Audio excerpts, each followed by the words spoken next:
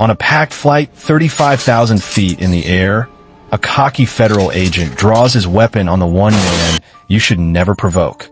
He's about to learn a lesson in humility the hard way. The ambient drone of the Rolls-Royce engines was a constant, soothing presence inside the first-class cabin of the Boeing 777. On its nightly journey from JFK to Heathrow, the space was an oasis of muted luxury. Soft, directional lighting illuminated pods of brushed metal and dark leather, while the gentle clinking of crystal glasses punctuated the hushed atmosphere. Most passengers were already lost to sleep or the glow of their screens. In seat 3, a window seat, Jason Statham was anything but lost. At 55, his focus was as sharp as the crisp lines of his tailored travel blazer. His head, famously shorn, was angled down towards a tablet resting on the polished wood of his tray table. On the screen, animated figures performed a complex fight sequence, a digital pre-visualization for his next film. He wasn't just watching, he was dissecting it, his thumb occasionally pausing the action to zoom in on a flawed foot placement or an inefficient block. His stillness was deceptive, a compressed spring of energy contained within a formidable frame. Beside him, in the aisle seat, a man in his late 30s named Kai was a study in jarring contrast.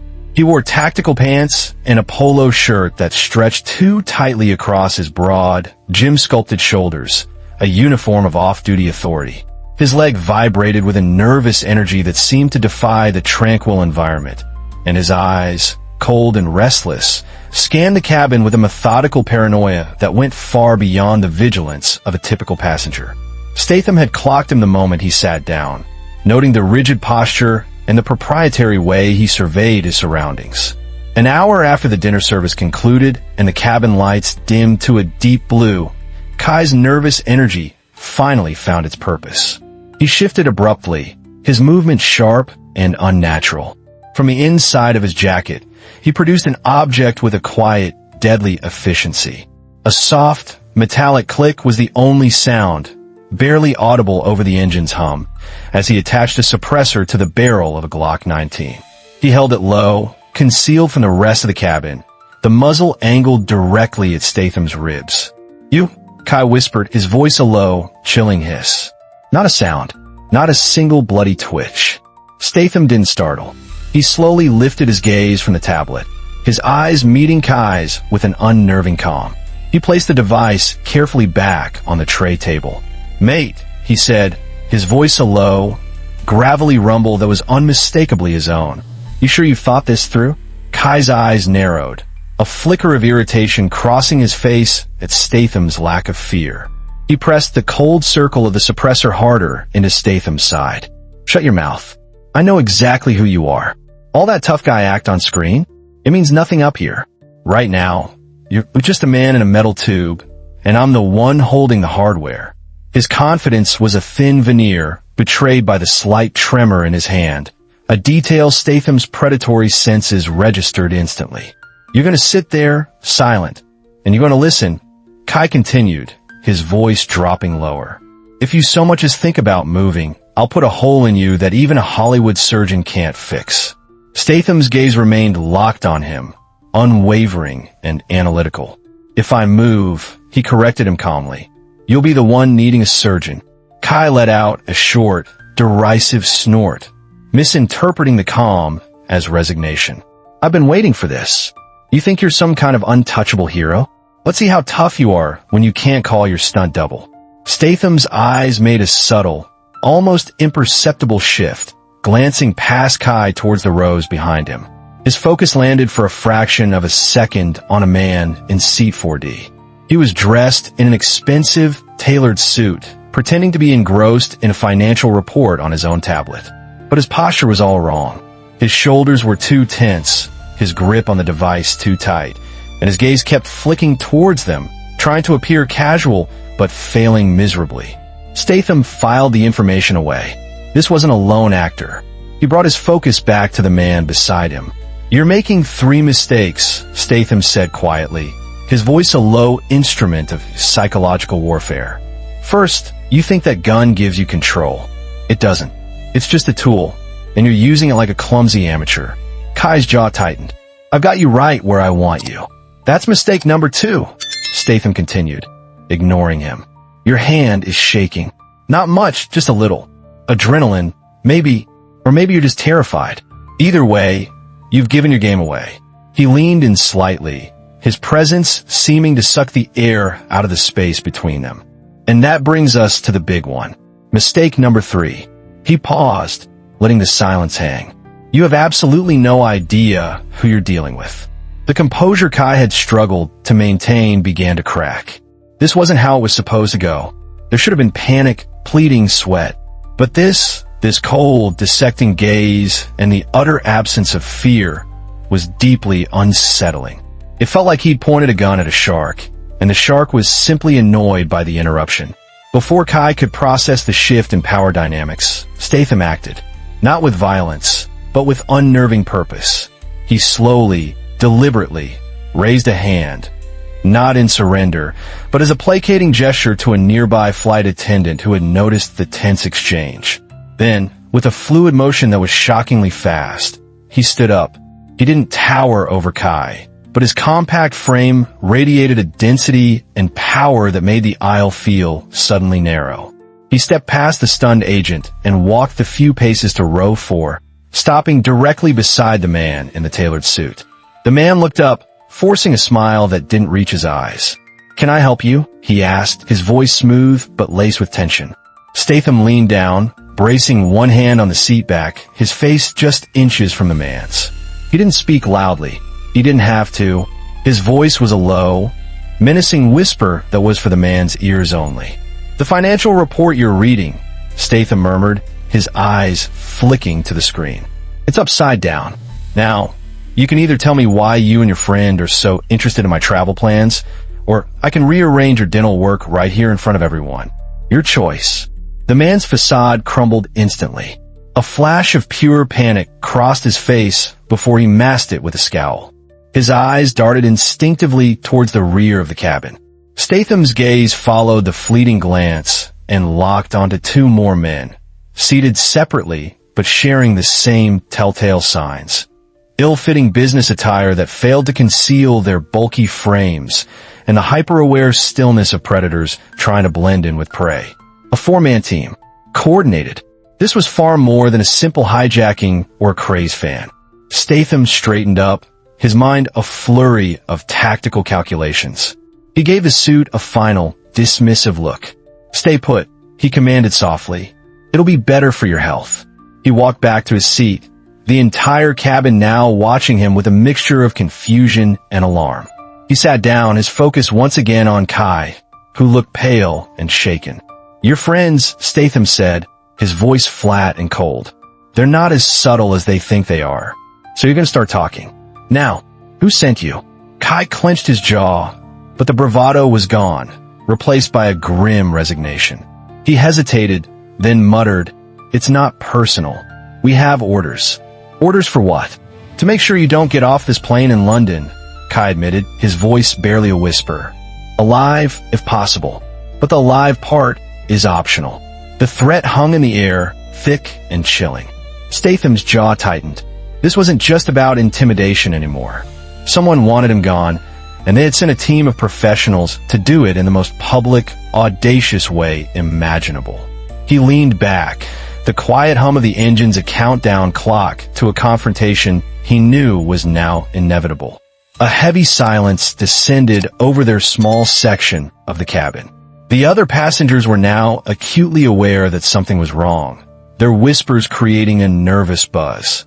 A flight attendant started to approach, but Statham gave a subtle, almost imperceptible shake of his head, a silent command to stay back. This was his arena now. He settled back into his seat, closing his eyes. To an observer, he might have looked like he was meditating or simply trying to remain calm. In reality, his mind was a whirlwind of activity, his senses heightened to an almost superhuman degree. He wasn't just seeing, he was processing. He cataloged every detail of his environment. The distance to the galley, 12 feet. The weight of the crystal water glasses on the console, heavy enough to be a weapon. The position of the 4 hostiles, Kai to his right, the suit 4 feet behind him, the two brutes in the rear cabin approximately 20 and 25 feet away, respectively. He could hear the subtle shift of Kai's weight in his seat, the nervous tap of the suit's fingers on his tablet. He mapped out the battlefield in his mind, running through a dozen different scenarios, each move and countermove playing out in a fraction of a second. He was a machine built for this, a creature of controlled violence, waiting for the perfect moment to be unleashed. The minutes stretched into an eternity. The team was waiting for a signal, for the cabin to settle back into its sleepy rhythm. They wanted to minimize panic, to execute their plan with cold precision. Statham's stillness was a bait, a challenge. He could feel their impatience growing, a palpable tension radiating from their seats. Finally, the signal came. The man in the suit, the apparent leader, closed his tablet, stood up, and began walking towards the front galley, feigning a need to stretch his legs. It was the classic pincer movement. He would draw attention to the front, while the two in the back would move in from behind. As the suit passed Statham's row, his hand casually brushed against his jacket, a subtle movement that would mean nothing to anyone else.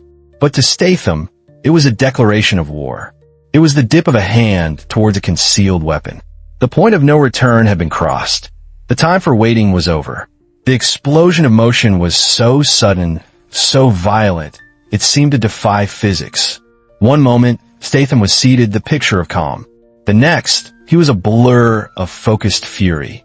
He moved on the suit first. As the man drew a thin, wicked-looking blade from under his jacket, Statham was already out of his seat. He didn't block the attack. He flowed inside it, his left hand clamping down on the man's wrist like a vice, neutralizing the threat. With his right hand, he grabbed the back of the man's neck. In one brutal, fluid motion, he pivoted, slamming the suit's face into the hard plastic wall of the overhead bin with a sickening crack. The knife clattered to the floor as the man slumped, dazed. Simultaneously, Kai, seeing his leader go down, made a desperate move for his own gun. He was too slow. Statham, without even looking, snatched the heavy, thick-bottomed glass water bottle from his own console and, in a vicious backhand swing, smashed it against Kai's hand. The sound of shattering glass and snapping bone was horrifyingly loud in the quiet cabin. Kai screamed, clutching his mangled hand, the Glock falling uselessly to the floor. The first of the two brutes from the rear cabin was now charging down the aisle, his fists raised. He was big but clumsy. Statham met his charge not with force, but with physics. He grabbed the top of the aisle seat next to him and, using his own body as a lever, spun it directly into the man's path. The charging brute, unable to stop, tripped and went flying, his head connecting with the armrest of the opposite seat with a dull, heavy thud. He collapsed in a heap, motionless. The entire sequence had taken less than 2 seconds. The last man, seeing his entire team dismantled, managed to draw his pistol. He was faster than the others, more professional. He raised the weapon, trying to get a bead on Statham amidst the chaos. Passengers were screaming, ducking behind their seats. But Statham was already a step ahead. He kicked the fallen knife toward himself, scooped it up, and in the same motion, grabbed his own tablet from the tray table. He didn't throw the knife. He threw the tablet. He spun it like a discus, its hard, metallic edge flying through the air with incredible speed and accuracy. It struck the last man squarely on the wrist. The impact was jarring, sending the pistol flying from his grasp and skidding under his seat. Before the man could recover, Statham closed the distance, the captured knife held in a reverse grip. He didn't use the blade. He used the pommel, driving it hard into the man's solar plexus, then once into the side of his neck. The man gasped, his eyes rolling back, and crumpled to the floor. 3 seconds. For armed men, neutralized. The cabin was a scene of chaos, but in the center of it all, Jason Statham stood, breathing evenly, not even flushed. The storm had passed. For a moment, the only sounds in the cabin were the lingering echoes of the fight. A few panicked sobs from passengers, the pained moans of the man with the broken hand, and the steady, omnipresent hum of the engines. Then, the spell broke. A flight attendant, her face as white as her uniform, stared at Statham with wide, terrified eyes. Statham's demeanor shifted instantly from warrior back to professional. His voice, when he spoke, was calm and commanding, cutting through the fear. "It's over. Everyone, stay in your seats," he announced, his voice carrying easily through the cabin. He pointed to Kai, who was cradling his shattered hand. "Give me his restraints. He should have tactical zip ties on his belt." One of the male flight attendants, recovering his composure, quickly found the plastic cuffs and handed them to Statham, who proceeded to efficiently and expertly bind all four men. He worked with a practiced economy of motion that spoke of years of training. Once they were secured, he addressed the head flight attendant. "Ma'am, please inform the captain. Tell him we've had a coordinated assault attempt by 4 individuals. Tell him they are subdued and restrained. I need him to contact authorities on the ground at Heathrow. Have a tactical response team meet us at the gate. No regular police. These men are professionals." As the plane continued its journey through the dark sky, a new kind of quiet settled over the cabin. It was the quiet of shock and awe. Passengers stared at Statham, no longer seeing just a movie star, but a man who had just demonstrated a level of lethal competence that was terrifyingly real. Hours later, as the plane descended into a foggy London morning, news of the incident had already leaked. Passengers, having secretly filmed the aftermath, had sent clips to news outlets. By the time the plane taxied to a secluded gate, swarming with heavily armed police, the story was a global phenomenon. The event ignited a firestorm on social media and in the news. Who were these men? Why did they target Jason Statham?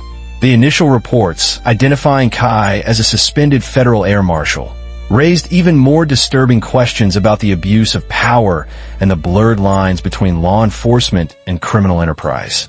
The incident wasn't just an attack on a celebrity. It was a chilling warning that in the modern world, danger could come from anywhere, even from those meant to protect you. As Statham was later escorted through a private terminal, away from the media frenzy, he knew this was far from over. They had failed, but the people who sent them wouldn't stop. This was just the opening move in a much deadlier game.